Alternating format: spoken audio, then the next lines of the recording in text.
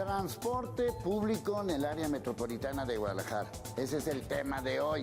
Imagínense mover a millones y millones con lo que tenemos, camiones, trenes. Obviamente hay un colapso, obviamente hay problemas, pero ¿qué cambios necesitamos? Si hacemos siempre lo mismo, vamos a tener los mismos resultados. A lo largo del tiempo, el transporte público en Jalisco ha sufrido modificaciones, tanto en derroteros, en los números de las rutas y también en algunas terminales. Esto ha generado algunos conflictos tanto en la movilidad como a las personas que mientras se adaptan a los cambios pueden generar confusión entre la población. Actualmente, el sistema Mi Transporte está compuesto por 21 rutas troncales, 44 alimentadoras y 140 complementarias. De estas, operan 20 troncales, 35 alimentadoras y 134 complementarias. Recordar que en este inicio de año el secretario de Movilidad y Transporte, Diego Monraz, anunció que no se aumentaría el costo del pasaje en las rutas de camiones. Aún así, para los usuarios no se brinda un servicio de calidad. Esto por el mal estado de algunas unidades o el trato de algunos conductores. Estos serán algunos cambios que se tienen que realizar para beneficio de la ciudadanía. Cambios, Pablo Núñez. Nuestros invitados saben y viven lo que dicen y hacen. Quiero, como siempre, señalar que se invita en este programa de cambios a la autoridad pública, pues para que hablen, para que se defiendan, para que puedan expresar lo que necesitan, pero pues nos tienen miedo y no vienen a este tipo de programas. Pero sí vienen especialistas. Javier Muñoz, pues ¿cuántos años llevas metido en este asunto del transporte? Alrededor de 20 años ya tenemos en este giro. Bueno, en su momento recibiste muchas mentadas por la famosa 380. Es correcto. A ver, cuéntanos, ¿cómo pasó? ¿Cómo viviste esa etapa de la 380? ¿Qué era la 380 y qué es ahora? Pues sí, la 380, bueno, pues ha sido una de las rutas más conocidas en la ciudad, por todo lo que implica. El derrotero más conflictivo que hay en la ciudad, pues es el periférico, el tráfico, el flujo de pasajeros. La verdad que fue algo complicado. Hubo varias migraciones. Empezó con un modelo de transporte en microbús. Nació como un área de oportunidad para el transporte sobre periférico cuando era pues, realmente una zona conurbada, o sea, dentro de la zona conurbada limítrofe de la ciudad, o sea, salir del periférico cuando inició la ruta, pues era estar en un municipio diferente. Entonces empezaba la conexión y eso nos permitió un crecimiento de la mano con la mancha urbana. La 380 representó pues uno de los mayores retos para nosotros en el transporte, porque habría que coordinar un número muy fuerte de conductores, un día a día muy caótico con el tema del tráfico, con el tema de los accidentes, con el tema de los tiempos. La verdad que poco a poco nos enseñó a manejar una empresa complicada, ¿no? Si de por sí el transporte urbano es complicado, la 380 pues ahora sí que fue nuestra maestría para aprender de esto.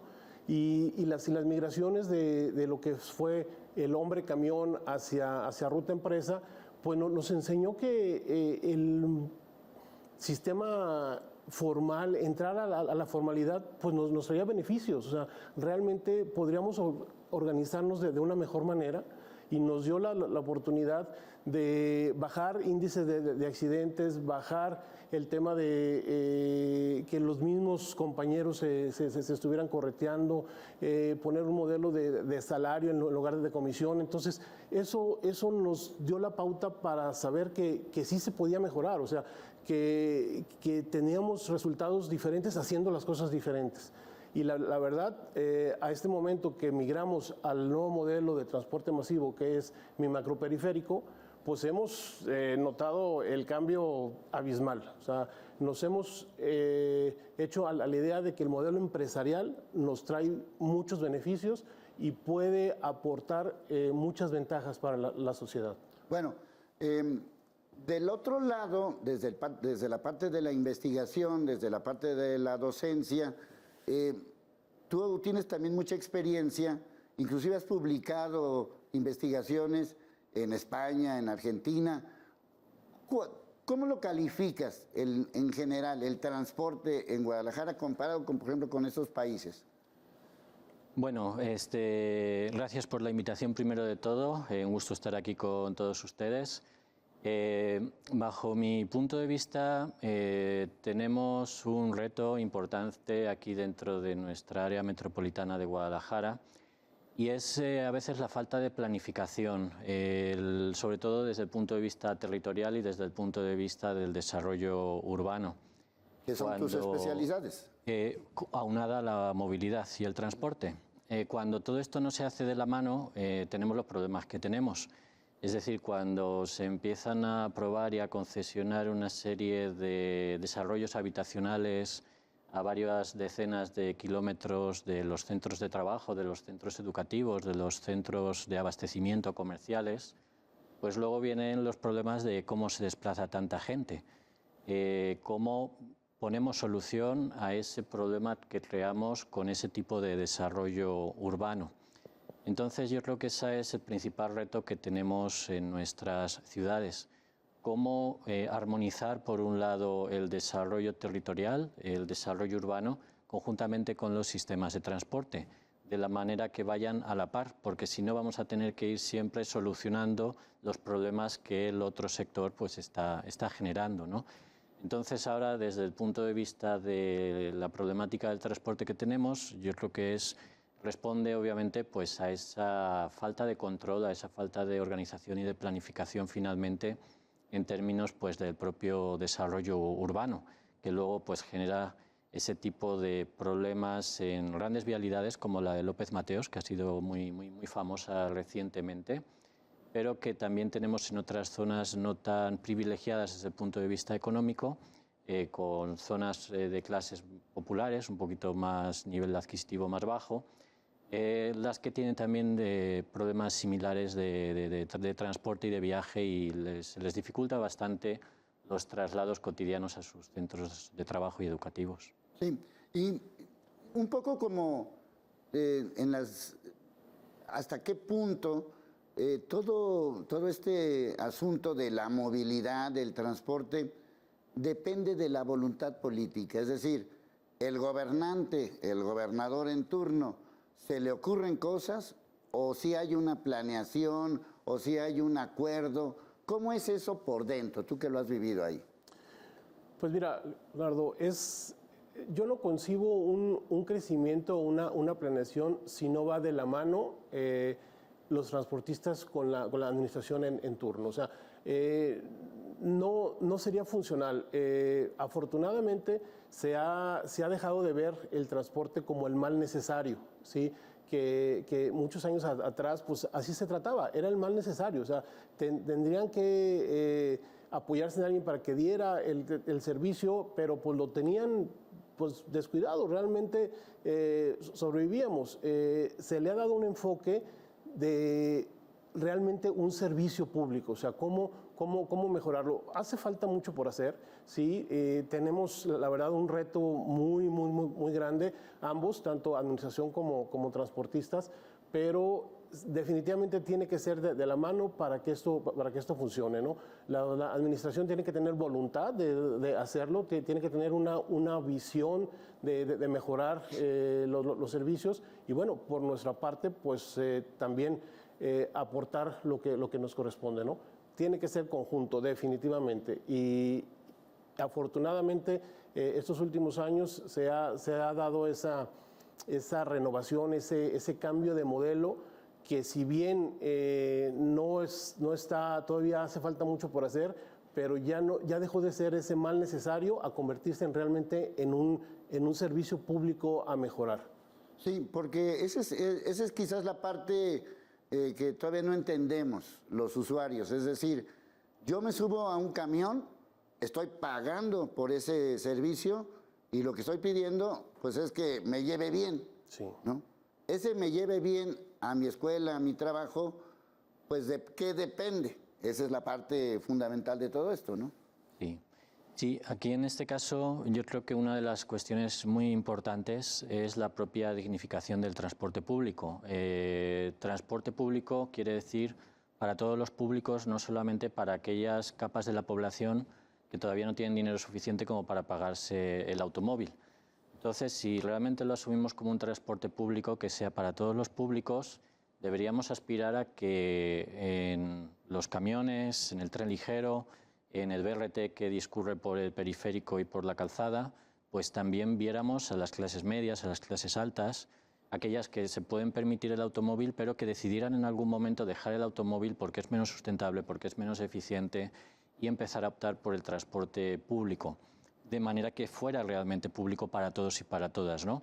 En este caso, ¿de qué estamos hablando? Pues estamos hablando de mejorar los niveles en el servicio, en la calidad del servicio, que eso ha mejorado obviamente y hay que reconocerlo, sobre todo en estos tramos de transporte masivo, pero se necesita hacer también en el transporte convencional, en el transporte tradicional de las unidades de camiones de siempre, ¿no? Entonces estas también tienen que ser dignificadas, pues contar con mejores unidades, que no estén tan saturadas, que cumplan con los tiempos de paso, y que sean regulares, ¿no? Que sean previsibles y seguras, que esa es otra de las dimensiones y otro de los aspectos que hay que considerar. En la medida en que todos estos elementos vayan mejorando, yo creo que el transporte público dejará de ser residual para ese sector de la población que todavía no puede comprarse automóvil, para empezar a convertirse en un objetivo y en un eje, en una referencia para la población. Yo creo que a eso es a lo que debemos de aspirar, a que sea de selección, es decir, que lo seleccionemos expresamente, que queramos ir en transporte público y no que nos tengamos que conformar porque no tenemos otros medios de transporte. En ese momento yo creo que nuestra ciudad habrá dado un buen cambio. Sí, y yo creo que sobre todo por ahí necesitamos un cambio radical, no solamente en la movilidad, sino en la manera en cómo esto también pueda convertirse en un negocio. Es decir, dejar de usar lo más posible un vehículo particular o utilizar otros sistemas particulares para utilizar el transporte público. Pero ¿cómo si el transporte público no me ofrece eso? Por eso urgen cambios.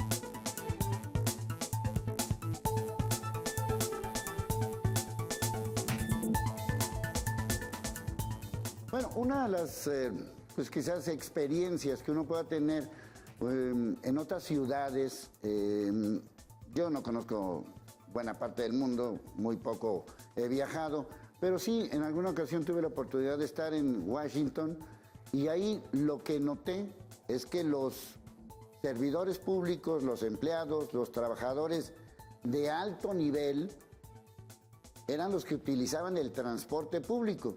Un poco lo que nos estabas diciendo, es decir, el director de un banco, el secretario de no sé qué, el gerente de no sé cuánto, usan el transporte público porque es un transporte público. ¿Cómo podemos transitar a esa parte en un lugar como Guadalajara? Bueno, bajo mi punto de vista, en primer lugar hay que desincentivar el transporte privado, el vehículo privado. Y no se puede seguir. Yo creo que ha habido decisiones que son importantes y que han sido muy favorables para la movilidad sustentable y esas son las que han promovido el transporte masivo. Esos cambios han sucedido en estos últimos 10, 15 años y creo que hay que seguir ahondando y profundizando en ese tipo de cambios. Pero también tenemos que acompañar esa medida con la desincentivación del transporte privado, del uso del automóvil. ¿Por qué? Bueno, pues hay muchas razones, la sustentabilidad, la contaminación, la congestión vehicular, etcétera. Entonces yo creo que por ahí tienen que venir ahora las medidas, aunque nos pesen y nos duelan a todos los ciudadanos que solemos usar el automóvil como medio de transporte. Y se tiene que desincentivar, pues, actualmente, por ejemplo, los precios de los combustibles, pues bueno, no reflejan realmente todas las externalidades que están causando al entorno, fundamentalmente. Entonces, se tienen que empezar a generar este tipo de medidas para que nos cueste un poquito más utilizar el automóvil y para que de esta manera empecemos a mirar a ver, a voltear a ver al transporte público, que al mismo tiempo tiene que ir mejorando. Aquí también una cuestión muy importante son las movilidades activas, el caminar y el usar la bicicleta. Yo creo que cada vez que se abre una ciclovía, pues hay mucha gente que protesta, pero es que realmente el futuro va hacia allá. O sea, conforme se vayan encareciendo y cada vez reduciendo los combustibles fósiles, pues el destino va a ser transporte público y movilidades activas, caminar, bicicleta, patines eléctricos, etcétera. Entonces, yo creo que ahí vienen los retos, seguir potenciando el transporte masivo, ir penalizando el transporte privado y también ir potencializando los transportes, las movilidades activas, que son las más accesibles para todos. Sí, porque cuando hablamos de contaminación, cuando hablamos de el clima, cuando hablamos de las horas de trabajo o las horas que la pasamos en el transporte público, no nos ponemos a pensar justamente en todos estos cambios que se necesitan en todo esto. Yo por eso hablaba hace rato de la voluntad política.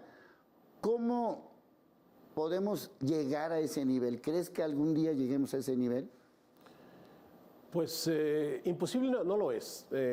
Sí, la verdad hay mucho por hacer, sobre todo que se dé continuidad a los proyectos, que no se queden solamente en voluntad de una administración y la siguiente cambie radicalmente y se estanque. O sea, hay que darle continuidad a los proyectos, sí se puede.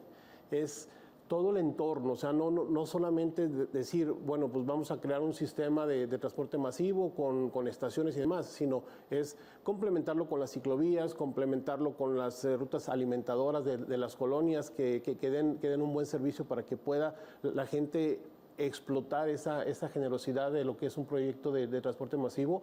Sí se puede, lo vemos quizá a un mediano plazo, en donde tengamos más sistemas de BRT en la ciudad que se interconecten y que, bueno, pues el transbordo le sea de beneficio al usuario, que no tenga que pagar 2 o 3 pasajes para moverse desde un punto hasta el otro extremo, que pueda transbordar y que aproveche todo el entorno, ¿no? Para decir, bueno, pues yo me subo al sistema, puedo tomar una bicicleta de las que tienen en el programa, me traslado hacia mi escuela o mi lugar de trabajo, viceversa. O sea, crear ese complemento. O sea, nosotros lo vemos viable, lo hemos visto en otras ciudades, hemos visto que estos sistemas es un sistema de éxito que ha funcionado y la verdad que tenemos todo para hacerlo, ¿no? Es importante ir de la mano con la voluntad política. Sin eso, las cosas no van a caminar. Sí, porque es curioso, a veces cuando vamos a esas ciudades, lo que usamos, me refiero a esas grandes ciudades como Guadalajara, lo que usamos es el transporte público de esas ciudades. Sí. Cuando en nuestra ciudad normalmente no lo usamos, ¿no? Sí pasa eso también, ¿no? Sí. Es un hecho, ¿no? O sea, como que queremos probar, como que queremos experimentar y siendo que en nuestras ciudades no lo usamos, no lo tenemos. Pero creo que es un compromiso de todos, nosotros como empresarios transportistas, poner lo que nos corresponda, migrar a un sistema de transporte limpio. La electromovilidad es un tema que se viene, estamos buscando esas opciones, pero sí, tiene que haber ese complemento de voluntad política para poderse lograr. Sí, porque a lo mejor en estos momentos comprar un vehículo de estos híbridos o eléctricos, pues para la gran mayoría de la población es casi imposible, pero eso es para mover una persona, pero sí se pueden mover a 100 personas en un transporte público eléctrico o híbrido, pues invertir también en ese lado, ¿no?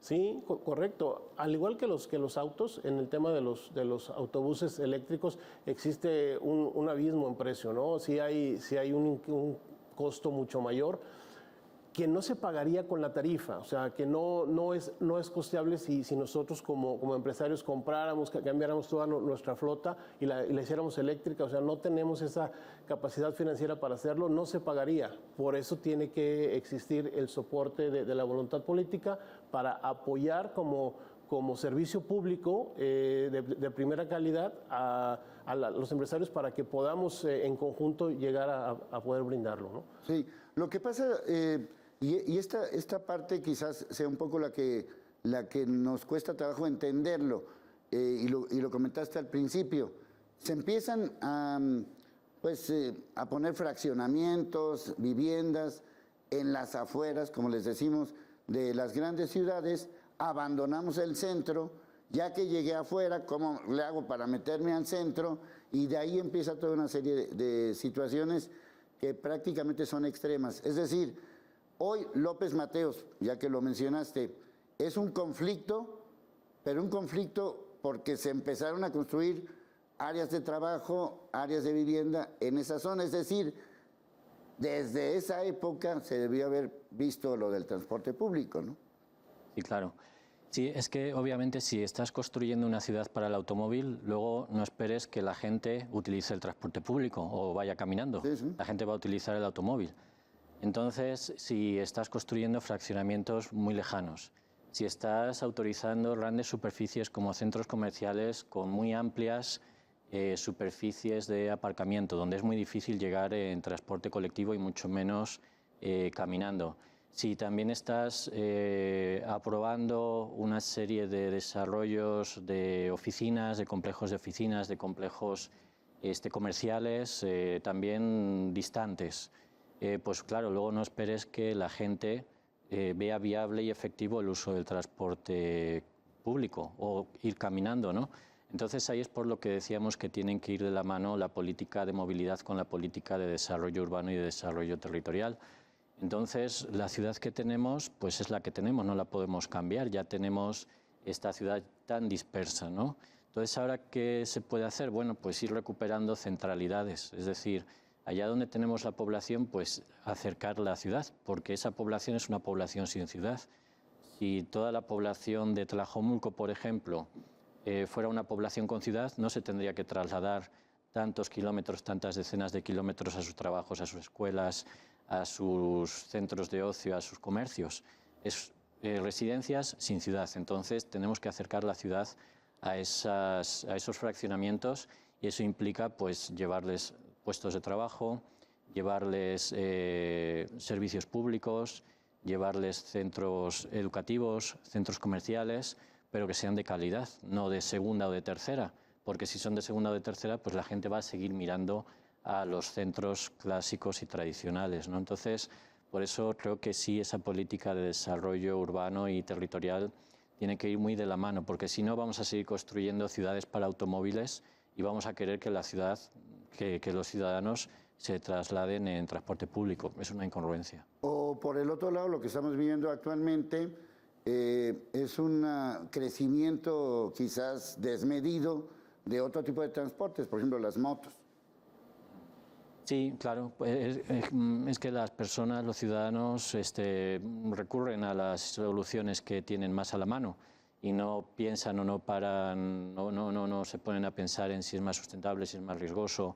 Pasaba un poco también como con los mototaxis en las zonas de extrarradio, que era un fenómeno que generaba pues cierto tipo de desesperanza o cierto tipo hasta de sorpresa y de frustración, pero es que finalmente los ciudadanos, para resolver sus problemas cotidianos, para ir al trabajo, para llevar a los niños a la escuela, tienen que recurrir a los instrumentos que más próximos tienen a la mano, sean formales o sean informales. Sean informales los mototaxis o sean riesgosos como las propias motocicletas, si a día de hoy pues, se presentan como un instrumento eficiente para algunos bolsillos, para algunas capacidades económicas y para desplazarse dentro de toda la metrópoli.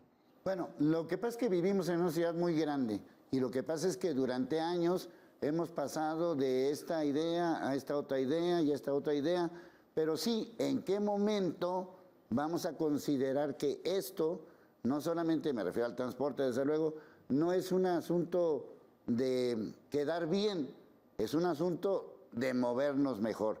¿Qué hace el gobierno? Por ejemplo, utiliza la tarifa como una moneda de cambio.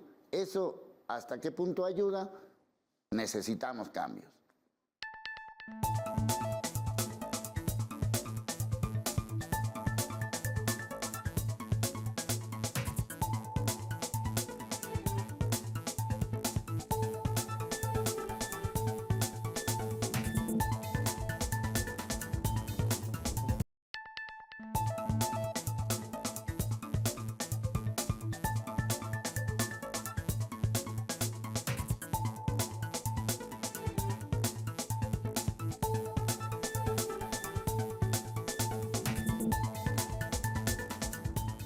Bueno, uno de los temas tiene que ver con las famosas tarifas, y en este 2024 el gobierno de Jalisco anuncia con bombo y platillo: no vamos a aumentar las tarifas, no vamos a aumentar las tarifas, y pues sí, qué bueno que nos van a aumentar. Que por cierto, ahí queda ahí pendiente qué pasa con estos famosos 50 centavos, porque la tarifa es de 9.50. Uno paga con una moneda de 10 o pagas con un billete de 20, y el cambio, pues quién sabe quién se lo queda. Nunca lo sabemos, o si lo sabemos, no tenemos idea cómo está el asunto. Pero yo me quiero ir al otro lado. Recuerdo que en mis diferentes medios de comunicación recibía quejas contra la 380. Y ahora recibo aquí, en el telediario, pues gente que extraña la 380 por estas famosas rutas alimentadoras. Entonces, a ver, pónganse de acuerdo, ¿qué pasa?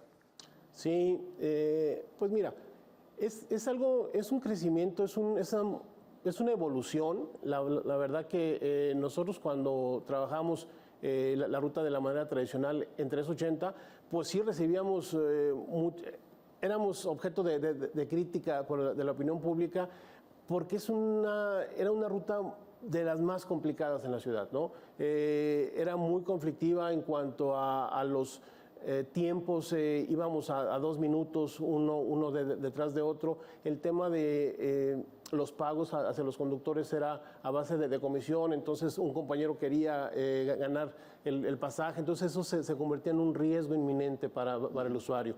Ahora, con este nuevo modelo, pues nos da la oportunidad de que los conductores tengan un sueldo, un salario, no se estén correteando, no busquen ganarle el pasaje al compañero, pero también hace falta darle más soporte a las alimentadoras. Estamos conscientes de que el número de unidades no es todavía el adecuado, estamos en crecimiento, no es sencillo renovar o acrecentar el parque vehicular con una tarifa pues que tiene 4 años y medio, en donde absorbemos pues, los incrementos en los insumos, como es el diésel, como son las llantas, los mismos camiones.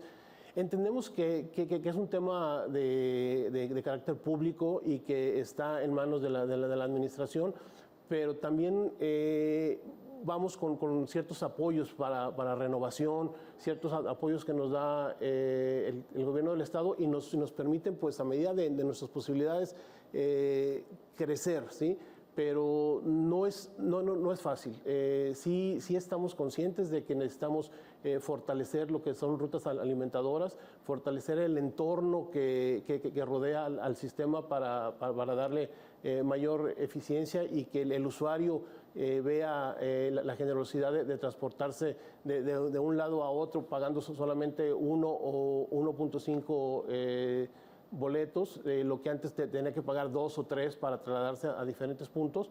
Entonces es un proceso en el cual pues estamos aceptando el reto y buscando desde la mano con la administración poderle dar el soporte. Sí, pero sí es una tarifa que a lo mejor necesita una revisión o el subsidio, porque de todos modos, aunque no suban la tarifa, sí la pagamos con el subsidio, porque ese dinero pues viene de nuestros impuestos, ¿no? Sí. Ahí el año pasado hubo un subsidio de 50 centavos por pasaje al usuario y este año el compromiso es de que sea $1. Pero si hacemos la analogía de lo que han subido todos nuestros insumos con ese subsidio, realmente no estamos compensados. O sea, la relación costo actual contra costo de cuando fue la tarifa pasada, estamos rebasados. Quisiéramos hacer más para eficientar o crecer nuestro parque vehicular, pero realmente estamos en un punto complicado. Esperamos que haya una revisión de tarifa de la Comisión Técnica y que nos permita pues ese ajuste. A lo mejor no es todo a tarifa, sino a ese subsidio que se nos da para que el usuario no tenga ese gasto adicional, compensarlo y equilibrarlo. Ahorita sí estamos en una situación desequilibrada. Bueno, en el caso de la tarifa, Bueno, claro, aquí siempre se trata de armonizar dos cosas que son difíciles de armonizar.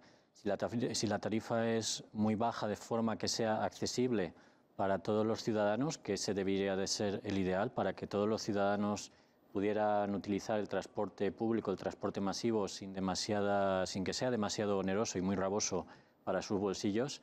Entonces, en este momento, pues tendríamos que el servicio no es financieramente sostenible, es decir, no rentable.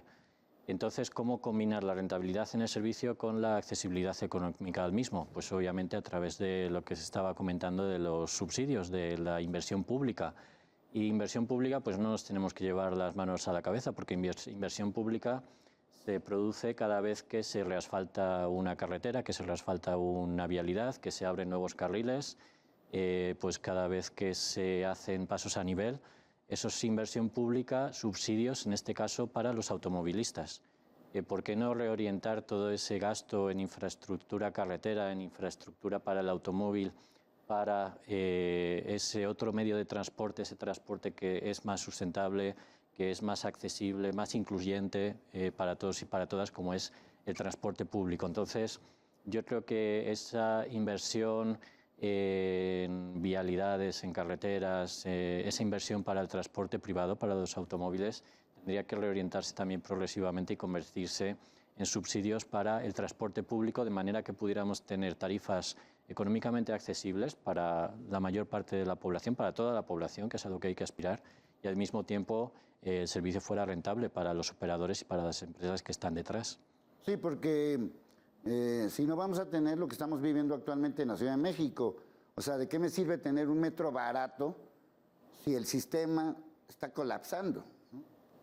Sí, claro, porque hay que invertir para mantenerlo. O sea, ese es el tema también un poco lo que pasó en el Transmilenio en Bogotá, que al principio funciona todo muy bien, cuando se produjo la mayor inversión en la apertura del servicio, pero también tiene que haber inversión para mantener el servicio, para las unidades darles mantenimiento, para mantener la propia infraestructura, que funcionen los elevadores, que funcione todo el sistema como tal.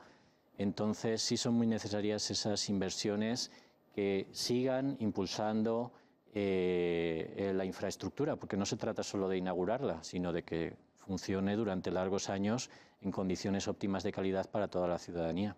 Sí, sobre todo, digo, a mí me da un poco como de tristeza, y eso lo constato prácticamente todos los días. Yo tengo que circular a las 5 de la mañana, que veo camiones a las 5 de la mañana, pero con muy pocas personas. Entonces me pregunto, para esa ruta, para ese momento, ese camión está perdiendo. Sí, aunque existen sistemas que bueno, la misma evolución empresarial a la que nos referíamos hace un momento, cuando se cambió a ruta empresa y ahora al nuevo modelo de BRT, nos permiten nivelar frecuencias en horas pico y en horas valle, para que, bueno, si bien es cierto, no se puede dejar de dar el servicio, hay que brindarlo, pero el número de flota pues no es el mismo en cada momento, ¿no? Y eso equilibra la rentabilidad. Sacar toda la flota en horas pico cuando sea necesaria y guardar cierta flota en horas valle cuando apenas se está iniciando labores, o al final cuando apenas se está terminando, que ya no hay tanto volumen de pasajeros. Sí, porque yo lo veo desde el punto de vista del usuario, decir, bueno, ok, qué bueno que no me suben la tarifa, así debe de ser. Pero de todos modos, pues las filas para subirte al camión siguen siendo pues tremendas, ¿no? En muchos casos. Sí. Y los sistemas alternos, como por ejemplo la línea 3, es una línea, pues no sé si está mal utilizada o a lo mejor fue mal planeada o las dos cosas, porque pues prácticamente no se usa, por lo menos comparándolo con otras rutas, ¿no? Del tren mismo, la ruta 1 y la ruta 2, ¿no? Sí, correcto. Como transporte masivo, pues tiene que tener esa situación, o sea, de que sea usado por el mayor número de personas, ¿sí? Un transporte masivo que tiene un uso, está subutilizado, pues no tiene razón de ser, como que se desvirtúa, ¿sí? Entonces, es correcto. Estos tipos de sistemas de transporte tiene que ser planeado con una estrategia en donde permita mover el mayor número de personas que recorran la mayor distancia posible en el menor tiempo. Sí, este tema de la línea 3 para mí es una especie como de ejemplo de algo que no funciona. Es decir, ¿cuántos años se tardó en empezar, en construirse? Se inauguró 2 veces, se inauguró cuando no servían. Este gobierno lo inauguró. Ok, ya, por fin lo tenemos. ¿Y dónde está la gente? Claro, ahí a lo mejor es muy probable que fallaran los primeros estudios técnicos de demanda, porque sí auguraban que iban a ser como 200 y tantos mil usuarios, viajes diarios más bien. Entonces, al principio se cruzó la pandemia, lo cual también influyó. Teníamos que los niveles de ocupación eran como la mitad, incluso menos de lo pronosticado. Entonces, yo creo que ahí se tenían que haber revisado un poquito mejor ese tipo de estudios técnicos y no proceder de una forma a lo mejor como tan rápida a la aprobación de ese tipo de proyectos, o contemplar otras fórmulas que no fueran tan gravosas y tan costosas desde el punto de vista económico, como los propios BRTs, que podría ser una opción que permite ser más eficaz con niveles de ocupación menores que los que sí necesita un tren ligero, porque un tren ligero para mantenerlo económicamente es mucho más costoso que un servicio de BRT, ¿no? Sí, pero por ejemplo en avenidas como Revolución yo veo los camiones llenos y el tren vacío, ¿no? Entonces algo ahí no cuadró, ¿no? Claro, ahí es también un poco lo que se señala, que el transporte público no tiene que competir entre sí. Es decir, si inauguras una línea de transporte masivo y mantienes las de autobuses, pues están compitiendo los autobuses contra el transporte masivo, de manera que no se generan beneficios ni para una ni para la otra, ¿no? Entonces aquí sí se habló de esa reordenación de rutas, que sí se generó una buena reordenación de rutas, pero vemos que todavía hay algunas que siguen ahí circulando y siguen compitiéndole y quitándole pasajes a la línea 3 en este caso, y haciéndola un poquito menos eficiente desde el punto de vista financiero, ¿no? Pero eso sí se tendría que haber profundizado un poco más. Bueno, el chiste es que necesitamos cambios y a eso vamos.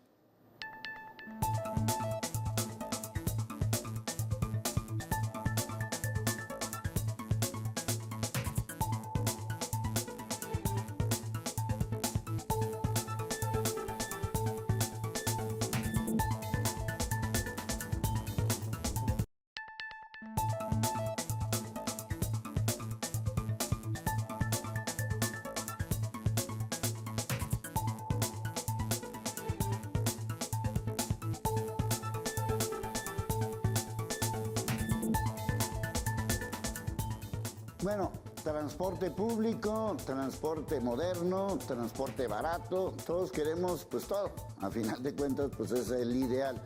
Pero lo que me llama la atención son los mensajes. Si uno ve a Alfaro, pues dice que el transporte está en su mejor etapa y que no sé qué. Si uno ve al encargado de todo este sistema, también lo presume como si fuera lo máximo. Bueno, si uno lee las páginas donde están estos transportes, pues también te dicen que es la flota más moderna y que nada en el mundo es mejor que todo esto. Lástima que no quieren venir a este tipo de programas para discutirlo ampliamente, no les interesa el debate, por eso agradezco que sí tengamos a especialistas que sí lo viven directamente. este tipo de anuncios de tenemos el mejor transporte, no choca con la realidad. Es decir, sí, efectivamente pues, ha mejorado, pero faltan muchas cosas, ¿no? ¿Qué cambios necesitamos? Pues sí, efectivamente. Yo creo que todo es perfectible. La mayoría de las veces los cambios pues, traen reacciones positivas y negativas. En este caso, como transportistas, sentimos que el movernos a un modelo de transporte masivo, de transporte empresarial, de transporte formal, pues nos da la oportunidad de buscar mejoras en el servicio, pero sin no perder de vista que es un negocio, ¿no? Y como negocio tiene que ser rentable, tiene que generar las utilidades suficientes para poder conservar, para poder crecer y no solamente es renovar en una sola exhibición, sino continuar. Y la verdad que pues es un reto que estamos afrontando y que no ha sido nada sencillo, ha sido complicado mover de ese esquema de hombre-camión a empresa de transporte en donde pues ya no, el provisional ya no es dueño de su camión, ya no tiene el mando que estaba acostumbrado para moverse a un modelo empresarial, pero sí necesitamos esa continuidad por parte del gobierno del Estado para que nos ayude a no bajar los estándares, ¿no? Si bien la flota ya está renovada, la flota es moderna, pero bueno, pues hay que pagarse, ¿no? Hay un pago a la financiera que no espera, hay un pago en los insumos que no esperan. Entonces, pues que sí no perdamos ese equilibrio entre un buen servicio con la rentabilidad para sostenerlo. Sí, otro de los temas que también están cambios y que tampoco veo así como mucha mejora es el tema, por ejemplo, de los accidentes. Sí. Bueno, el índice de accidentes en el periférico ha bajado considerablemente de cuando estábamos operando de la manera tradicional al sistema BRT. No se pueden eliminar, no estamos exentos de eliminarlo, pero sí se ha bajado con el tema del carril confinado, con el tema de la remuneración hacia los conductores. Pues es un día a día que tenemos que ir mejorando. Nosotros monitoreamos cada unidad en tiempo real, sabemos lo que pasa, tenemos un centro de monitoreo que está para apoyar al conductor, para apoyar al usuario y efectivamente sí nos ha bajado el índice comparado como estábamos anteriormente. No podemos decir que lo hemos eliminado porque es imposible, pero bueno, los sistemas y las mejoras que se han implementado nos han permitido bajar ese índice y que cada vez sea menos grave o menos mortal los accidentes. Bueno, partiendo ahora sí que partiendo del principio de cambios, pues todo este circuito relacionado con el periférico, que está cumpliendo, ¿cuándo empezó? Hace 4 años, ¿no? El sistema empezó hace 2 años, en finales de enero del año 2022. Ajá. Entonces estamos hablando de 2 años. Así es. En términos generales, esos 2 años han sido positivos. ¿Han sido positivos? Sí. O sea, el hecho de que los camiones tengan su propio carril y los camiones son modernos, son bonitos, las estaciones pues también ofrecen un buen servicio en términos generales, ¿no? Ahora, si eso funciona, ¿qué hace falta más para que funcione mejor? Pues hace falta más, como se comentaba hace un momento, proporcionar todo el entorno. O sea, que no solamente sea el sistema el que funcione, que haya ese espacio para complementar como las ciclovías por el periférico, que permitan combinar el servicio, fortalecer el sistema de rutas alimentadoras en donde le permita al usuario llegar desde su colonia hacia el sistema en un transporte seguro, que sepa qué va a pasar, que sepa que no se va a quedar ahí esperando. Falta ampliar más esa red de sistema de alimentación para que el sistema pues funcione como tal, ¿no? Uh-huh. Sí coincides que ese sistema, digamos, va bien, pero Sí, bajo mi punto de vista hemos tenido una primera etapa favorable, pero creo que lo que debe de ocurrir para que haya una segunda etapa todavía no ha ocurrido y tiene que ver con urbanización y obra urbana. Como bien decía el compañero, no se trata solamente de que esté el sistema, de que esté la infraestructura. Ha sido una infraestructura y una inversión muy costosa, ¿no? Sí, sí. Entonces tenemos que aprovechar eso para que sea un detonante de desarrollo urbano y de urbanización. Tenemos que tener en cuenta que mi macroperiférico transcurre por una zona no muy consolidada de la ciudad, pues basta ir por el propio sistema para darse cuenta pues de que hay calles sin asfaltar, de que falta iluminación, de que no hay banquetas.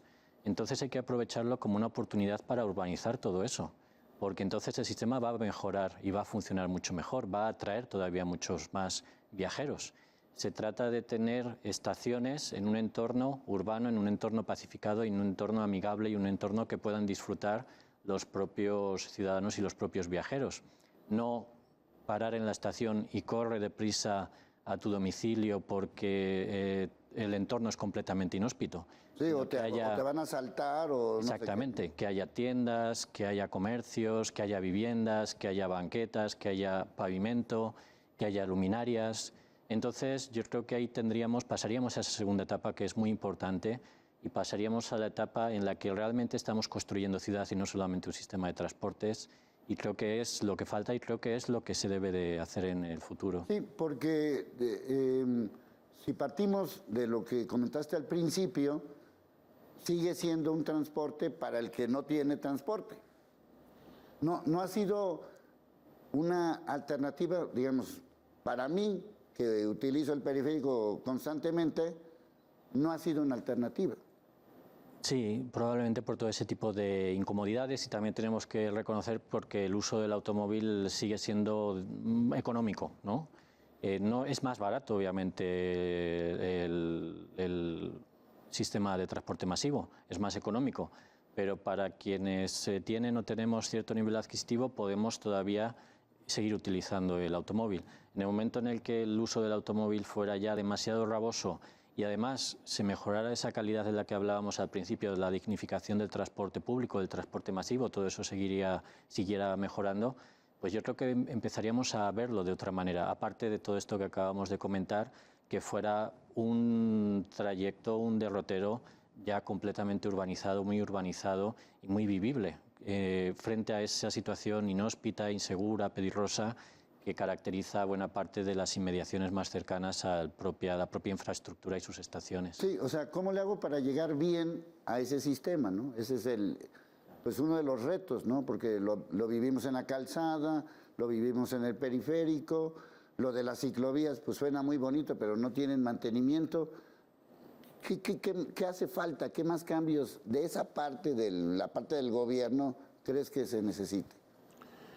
Pues más que cambios, la continuidad, o sea, que no lo dejen en el abandono como solamente inaugurar una bonita obra, un modelo de transporte nuevo para la ciudad y que te da una mejor imagen, sino que lo vean como parte del entorno de la ciudad, o sea, que le den continuidad, ¿sí? Que no se pierda eso, que solamente sea un proyecto bonito y se quede en eso, ¿no? Que no se quede solamente en buenas voluntades, sino que realmente haya continuidad en esto para crecer el entorno, para fortalecerlo con las alimentadoras, para fortalecerlo con todo lo que la integración del periférico hacia toda la zona metropolitana. Sí, porque como que se nos olvida que a final de cuentas el principal reto del transporte es pues que lo podamos usar todos, ¿no? Ese es el reto principal, ¿no? Y claro. Sí, yo iría más. El principal reto del transporte es que no tengamos que usar el transporte, porque ¿quién disfruta en el transporte? Es decir, ¿quién disfruta 1 hora y media o 2 horas manejando en una unidad de transporte colectivo diariamente? Pudiendo tener ese tiempo pues, para nuestro esparcimiento, para nuestro ocio, para estar con la familia. Es decir, lo ideal sería que el transporte, la necesidad del transporte se minimizara. Y eso tiene que ver también con lo que comentábamos al principio de obra urbana, de desarrollo urbano, de que mis viajes no tengan que ser de 20 kilómetros, no tengan que ser de hora y media, y pueda solucionarlo en 15 minutos. Y esto es una cosa tan básica como, por ejemplo, las tiendas y el comercio de proximidad. Cuando empezamos a inaugurar los grandes centros comerciales, poco a poco todo ese comercio de proximidad, donde podía yo llegar caminando en 5 minutos, en 10 minutos, desaparece porque no es competitivo, no puede competir con una gran superficie. ¿Y eso qué tiene como correlato? Pues que tengamos que tomar el automóvil para ir al centro comercial mientras va Sí, porque desapareciendo. si voy a caminar 2 kilómetros Claro. a las 8 de la noche, nadie me asegura que voy a llegar. Claro, correcto. Entonces, lo ideal es que no tengamos que transportarnos y reducir la necesidad de transportarnos motorizadamente y activamente. Bueno, pues si se tiene que hacer, se hace. Pero yo creo que ese es un escenario que tenemos que mirar y hacia el que tenemos que cambiar. Bueno, pues ahí están los anuncios maravillosos que hace el gobierno de Jalisco, pero la realidad es otra. Obviamente urgen cambios, nuestros especialistas ya lo han señalado, gracias al equipo de información, gracias al equipo de producción. Soy Leonardo Schwebel, cambio y fuera.